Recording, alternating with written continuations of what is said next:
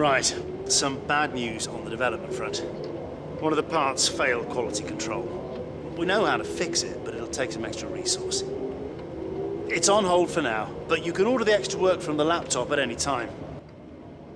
Hello everyone, and welcome to quite a depressing start to part number 3 of this F1 2017 career mode with Renault Sport. Our engine upgrade, which we had made specifically for this event, has failed.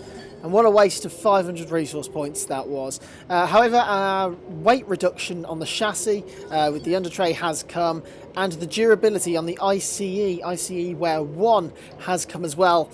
After we have experienced 25% wear on the power unit after only 25% wear in each round so far of the World Championship, and it has really cost us at the moment. And there was just quickly at the R&D tree. Here's our tyre allocation for this weekend, going for the balance set again. I don't really want to take two medium compound tyres into the race and lose a set of super softs for qualifying. Probably try and avoid the medium compound as best we can. Here we are in practice, and we're just coming to the end of the track acclimatisation test, probably the easiest test you can do on the game, and we score purple on it, although we are 2 seconds or so off Sergio Perez's time on the same compound. Now we're doing fuel saving, and we actually failed it. First time this year we failed it, and couldn't do it. No points at all. Now we're in FP2 for qualifying pace, and look at that, we are so far down on the delta. It is incredible. So we failed that one as well by an incredible 7/10 of a second, followed up by race strategy, which we also fail. And it's been a really bad qualifying session, to be perfectly honest. And because our pace is so bad, we're probably not going to get anywhere in qualifying. And because our engine wear is so bad, we're going to take the engine penalty now. I was thinking about when we were going to do it, because the maths said with our current wear we need 6 power units for the year. We have 4. So during FP3 I decided to bite the bullet, and we're going to take a huge grid drop. We're going to put a complete new power unit into the car. We're going to get the 5th one and then change back from the 5th one to the 2nd one, just for my pure OCD that we can work through the power units one at a time. And power unit 1 will go back into the car. Hi, just letting you know that we've had the team's expectations through for the upcoming qualifying session. Power unit 1 will go back into the car for probably the Monaco Grand Prix.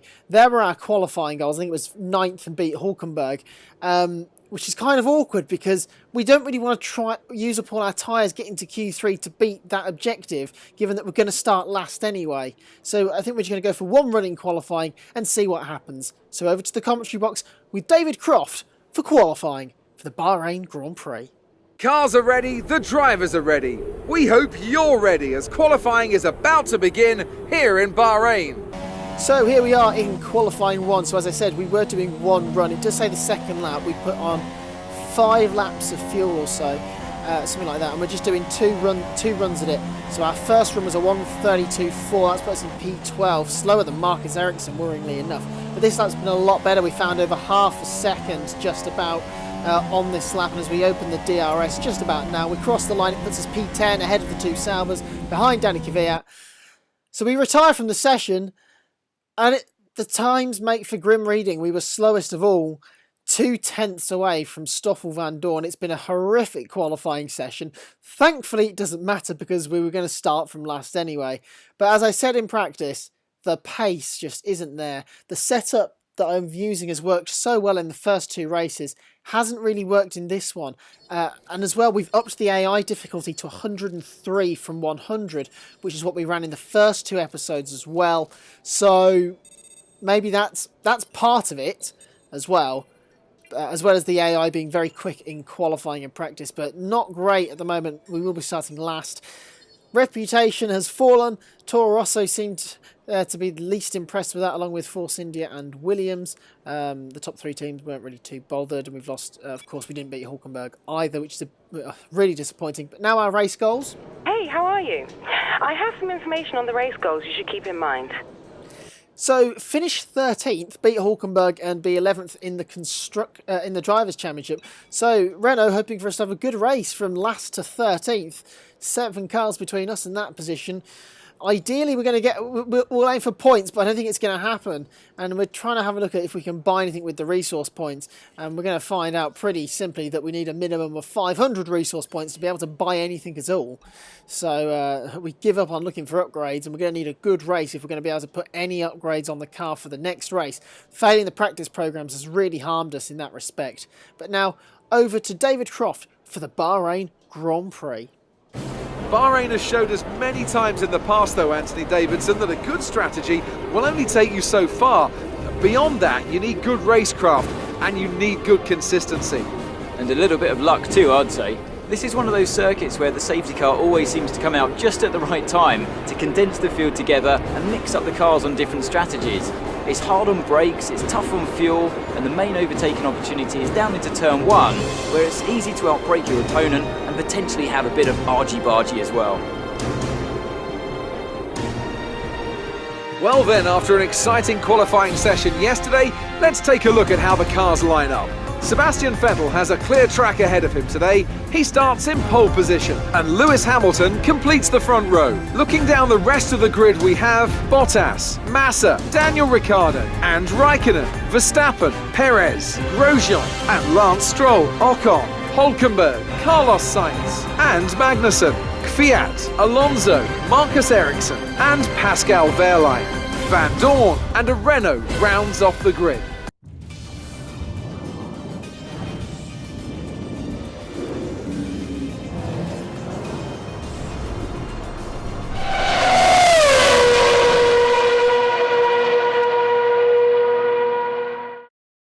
So welcome to the grid.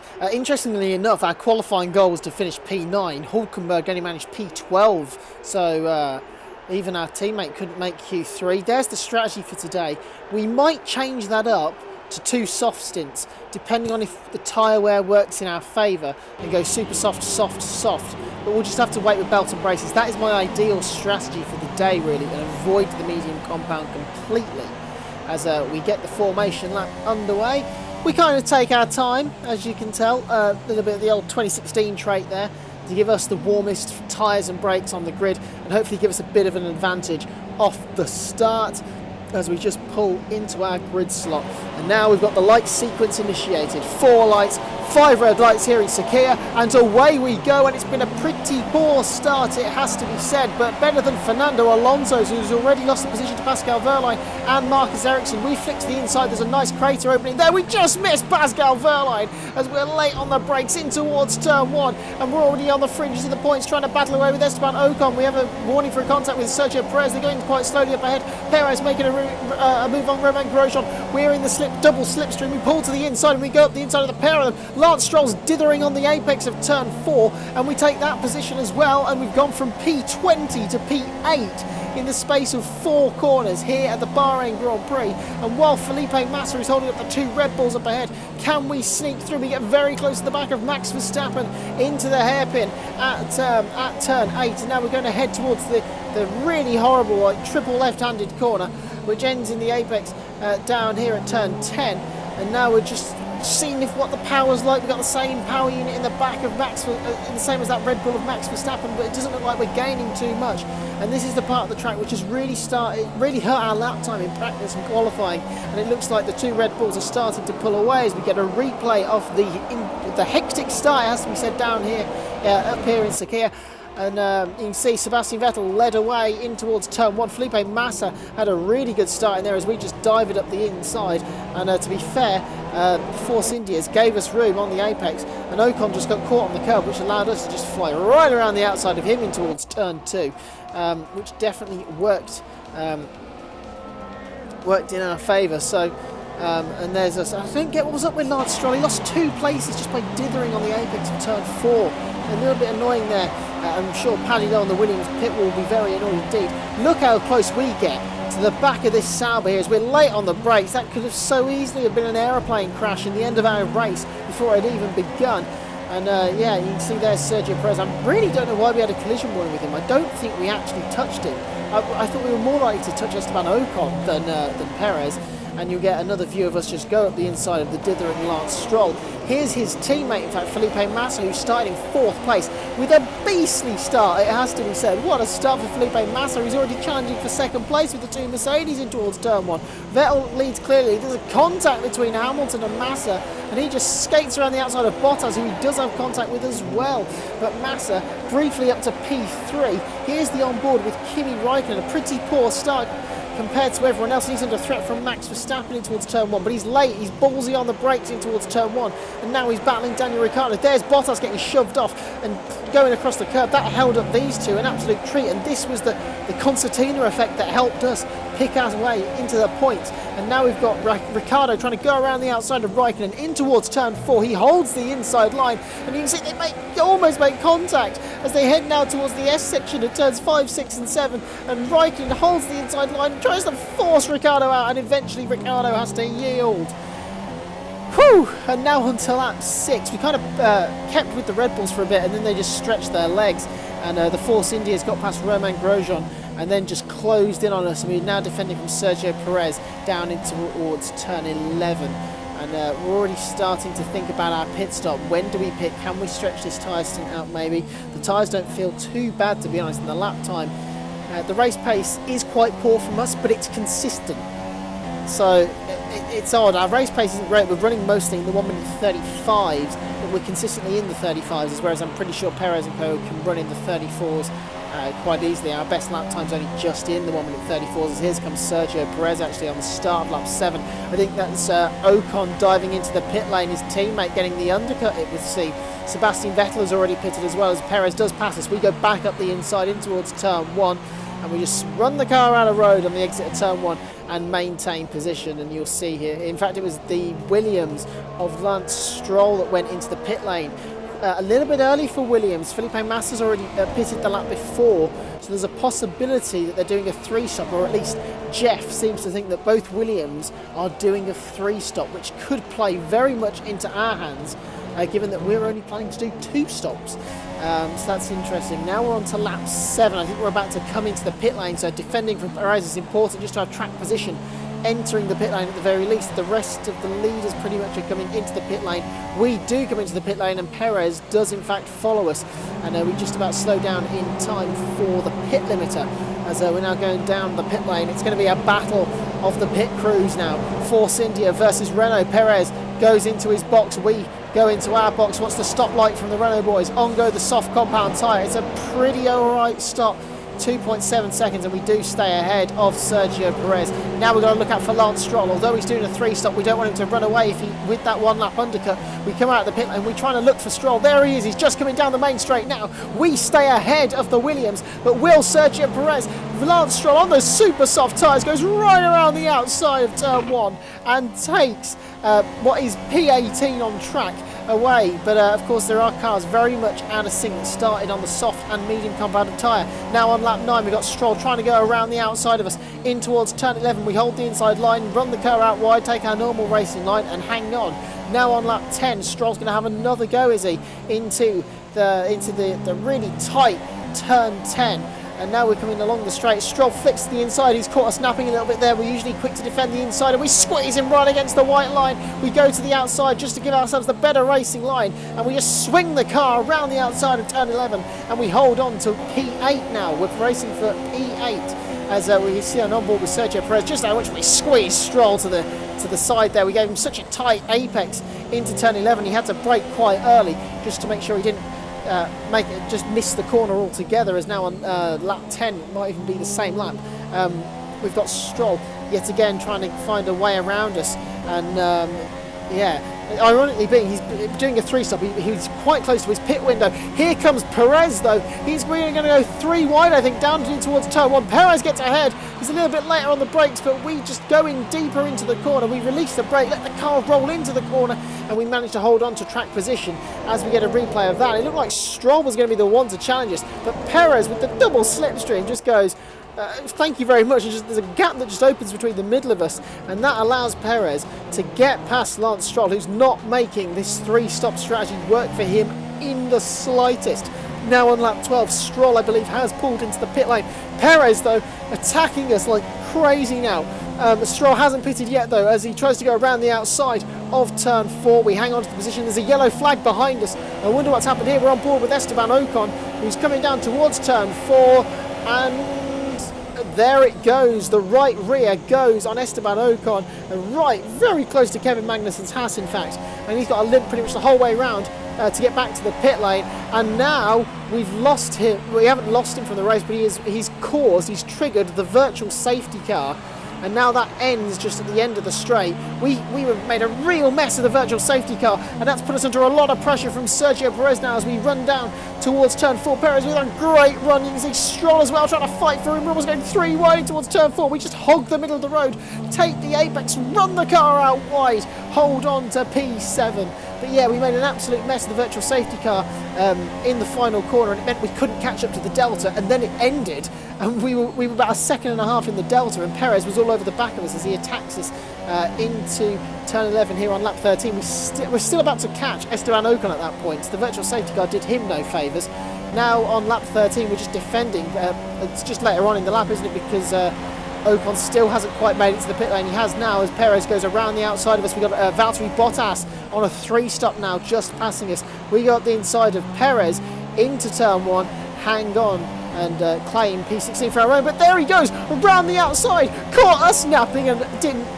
Blimey, what a great move from Perez. He takes P6 away. We flick it to the inside, launch it up the inside, and just about go side by side and squeeze him out. This was brilliant. Stroll has finally pitted as well for his 3-stop as Bottas came out the pit lane.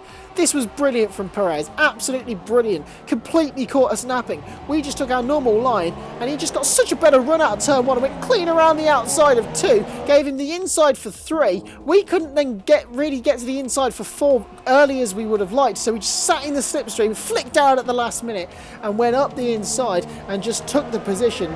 Great driving from Perez, but not great enough to hold on to the position. It's now on lap 14. Here he comes again, and we're just having to defend, and we're kind of killing the tyres of it. And cars doing 3 stops around us, and some pitting for the mediums. We're worrying about our strategy at the moment as Perez again tries around the outside of turn 1. This time though, he loses a hell of amount of time, I think, and it allows us to fight for another day. Here he comes again though on lap 16. We're going to get ready for our pit stop as we hold the inside line. Perez though gets an awful exit, the back end all over the place, clunks across the curb, and Romain Grosjean does not need a second invitation, and now he's under pressure from Valtteri Bottas. Well, later on into that lap, Valtteri Bottas has passed Grosjean, and now he's about to pass us, so we're just going to let Bottas go and just steal the DRS in the slipstream down the pit straight because we're not racing him. But Bottas dithers in the final corner completely, runs us out of a road despite the fact we're trying to let him through. It gives us an awful exit onto the pit straight. Romain Grosjean seizes the opportunity to dive into the pit lane for a brand new set of medium compound tyres, knowing that he can very much make this undercut work. We're not too close to Bottas, thankfully, but we're far enough away to keep Perez and Stroll behind. They're coming at us now on lap 17. We're going to have to pit a lap or 2 earlier than I wanted to, just to cover off the threat of Romain Grosjean. We're going to go onto the soft compound tyre. The stint will be 1 lap longer than the one we've just done. And yeah, Perez stays out for another lap or 2. Magnussen and the Toro Rosso of, I think it's Danny Kvyat, I'm not too sure, comes into the pit lane. We come in for our stop. We're going to take a risk, put on the soft compound tyre, because our pace is so bad. It's just pure and simple, the pace is so bad, we can't really afford to be running the medium compound tyre if we've got 3 stoppers behind us running the soft and super soft tyres. And in fact it was Sainz, but Grosjean has jumped us. The 1 lap undercut, despite the fact he was on medium compound tyres, Grosjean has jumped us. We're on the soft tyre now. Can we catch Romain Grosjean? Short answer is no, as Perez now comes out of the pit lane very close to us, but the undercut has worked for us to stay ahead of him. We just take the normal racing line. We are catching Grosjean though, but just can't really catch him quick enough. And we're starting to lose the pace of these soft compound tyres. Massa, doing a 3-stop, has rejoined ahead of us. He was in the train behind us when we came into the pit lane, so the overcut has worked for Felipe Massa, and now we're actually battling for about a legitimate P9 or 10 with Grosjean jumping us along with Felipe Massa as Perez tried it up the inside into turn 4. We were having absolutely none of it, and just drove complete around the outside. As you'll see on the helicopter shot, we just went deeper into the corner and just kind of took our line, and Perez just kind of had to back out of it to avoid losing his front wing. But now he catches us completely napping on lap 21 up the inside into the final corner. We kind of take our time to make sure we don't cross the detection point, but Perez hits us, locks up and smashes into us, and it means that he gets a much better launch onto the main straight. I thought he was going into the pit lane, but no, he's just trying to break the toe. That's his one valid move.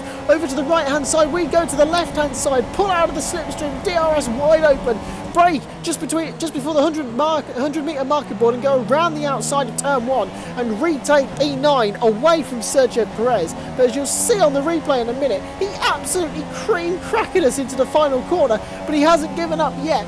Around the outside here into turn 4, we're not going to let him make that move, and we hold on to the position.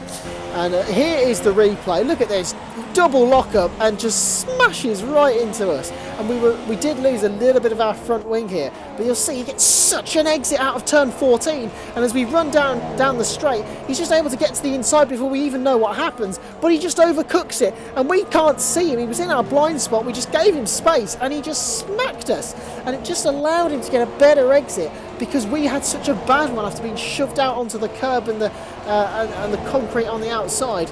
But with the DRS, we were able to get back in the tow, and you can see in the background our teammate Nico Hulkenberg is making the move on Carlos Sainz. So can we get another double points finish for Renault? As now on lap 22 we make sure we defend the inside now between turns 14 and 15. Perez trying around the outside, brakes a little later this time, but does not lock up, but he does go completely around the outside. Brilliant move from Sergio Perez, did not back out of that one, but again he gives us the DRS, and with us being so close, we're able just to repass him going down the main straight. But you can see we're struggling for horsepower at the end of the straight, even with the DRS, but we just are braver on the brakes and are able to take the position back. As you can see, our top end speed really hampering us, and we are starting to get into difficulties with fuel and tyres. We started with nearly 2 laps extra of fuel, but as I said, being a power circuit, along with the Renault being a really inefficient power unit, we're getting through the fuel quite quickly, and we're already starting to have to fuel save in the middle sector now, just so that we've got enough to defend down the straight between turns 10 and 11 and 15 and 1.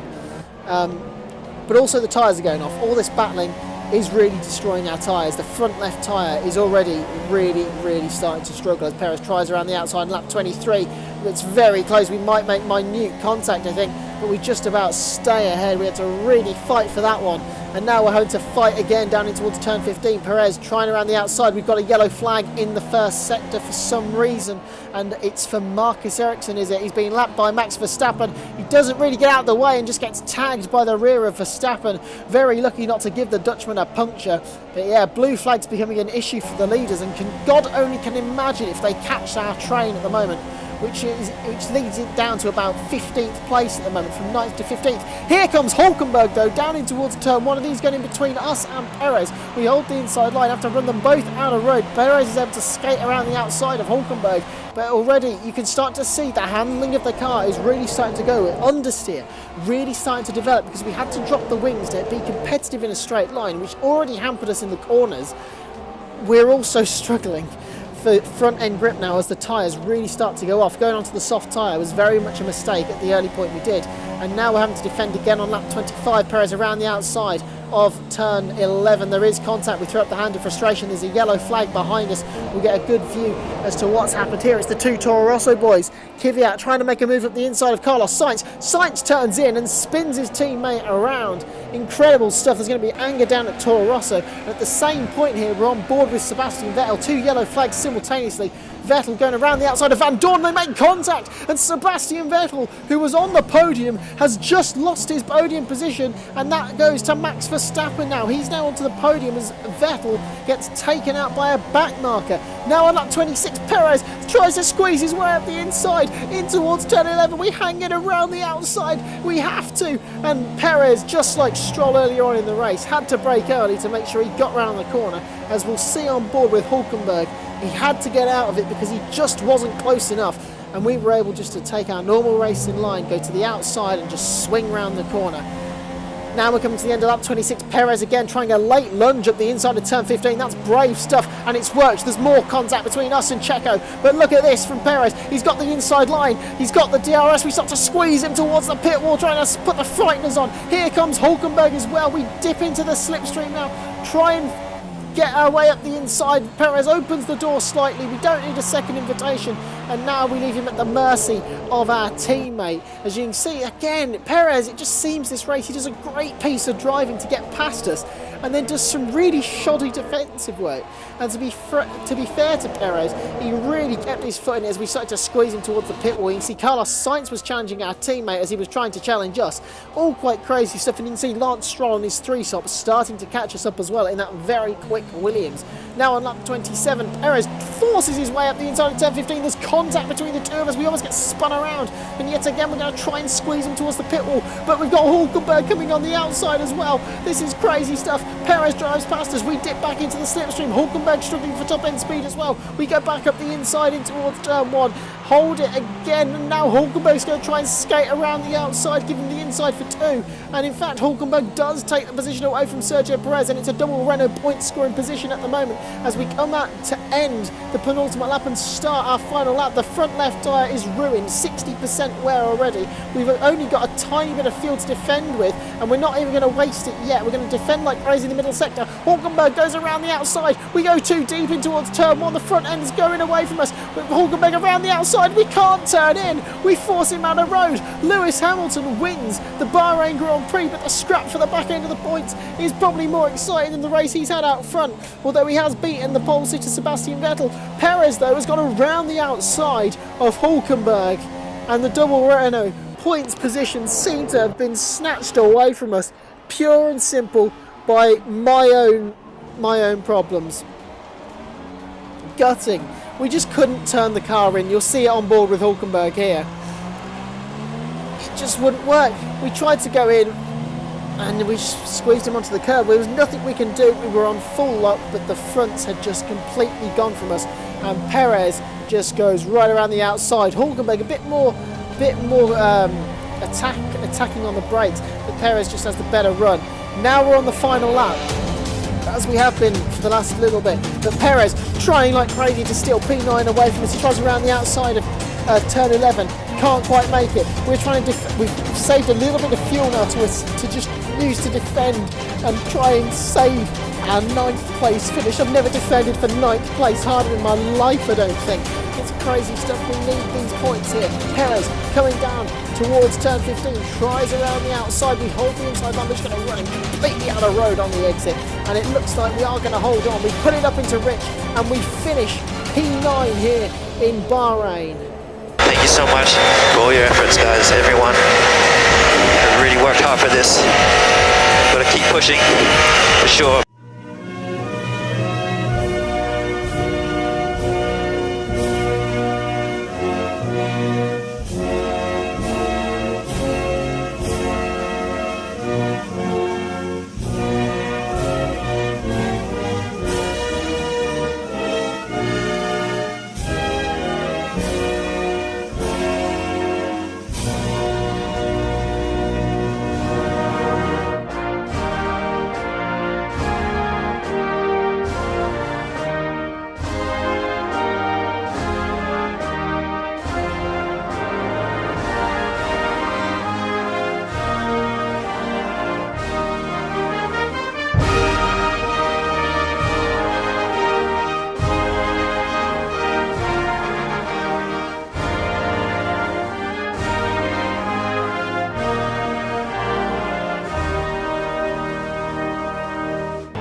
So then, it's time to see how this result affects the Drivers' Championship. It's a good result for Kimi Räikkönen, who extends his advantage at the top of the championship. Now then, Anthony Davidson, who was your driver of the day? It's a difficult one, but I'll have to go for the Renault driver. Driver of the day, we had to fight for it, but P20 to P9, I think we'll take that. Could have been a little bit better. But yeah, as I said, in practice we didn't have the pace. The setup didn't work for us. It wasn't a track which suited our car. So to come away with 9th place, is really something. But you look at the fastest lap times, we had no real pace. We had a quicker time than Sergio Perez, incidentally, but I think that's because we held him up for the whole race. So, yeah, not great pace-wise. Hulkenberg was 4/10 quicker than us overall. So I think it just kind of proved that the Renault just struggled here, to be perfectly honest. And we'll see what happens come Sochi. I think it could be another tricky race for us. We can probably hope for better in Barcelona and Monte Carlo as well. But I think this track really showed up quite a few flaws with this car. That the chassis side wasn't great through the high-speed corners, and we were pretty poor in a straight line. So there's a lot of work to do here at Renault. I think we knew that when we took the job, but I think this really highlighted it after we had some really mega first races, which kind of papered over the cracks, you could say. Looking down we had 20 finishes out of 20, although Esteban Ocon did finish last of all, 2 laps down after that puncture completely ruined his race, and the fact that there was no full course safety car, just a virtual that only lasted for about half a minute. Drivers' Championship, we dropped down from 2nd to 6th, understandably. It was always going to happen at some point. I don't really know where we can fight for. A top 10 finish would be great, but I'm pretty sure we can fight for probably a top 8. Sebastian Vettel's still going to overtake us at some point, so we're definitely going to fall to at least P7. But you never know. You never know. Maybe we can fight for something like a P6, to be honest. But you know, there's some quick cars behind us that are very much going to try and take that position away from us. And at the moment, this year is just a building year for Renault. We're not fighting for a championship, so it's all about just getting the experience for a championship push in a couple of seasons' time. Constructors' Championship, again, we fall 1 place. Ferrari finally overtake us. But we're in a battle for 4th place with Williams and Force India. That's where we want to be. I thought a top 5 was what we could push for, but given that Williams are very good in qualifying but poor in the races, and Force India are kind of the same as us, really, very much, we are in a great fight for 4th place, you could say, at the moment. So that's a very positive start for us, and to be at the moment top of the midfield is very good. And of course, if we do end up finishing on level points, of course we've got that 2nd place finish for if it goes on countback. So we've got a very good joker in our pocket already, only 3 races in. Rivalry, incredibly, we don't lose any points in the rivalry apart from what we lost in qualifying. Reputation, Toro Rosso went from hating us to loving us after that drive, which is good to see, probably because their 2 drivers ran into each other, to be perfectly honest. But guys, if you did enjoy that, leave a like, subscribe if you're new, leave your thoughts down in the comments section below on what was another incredible race in this career mode. Very, very much a tense one, and one where we had to really fight. What can we expect in Russia? I think it's going to be tough, but again, points are on the table, points are on the cards. Let's try and extend our points run. And you never know, a safety car, some carnage, some rain, we might get on the podium. We were very good in the rain in Shanghai, so we'll see how it goes. But until next time, guys, thank you very much for watching. Take care, and I'll see you next time.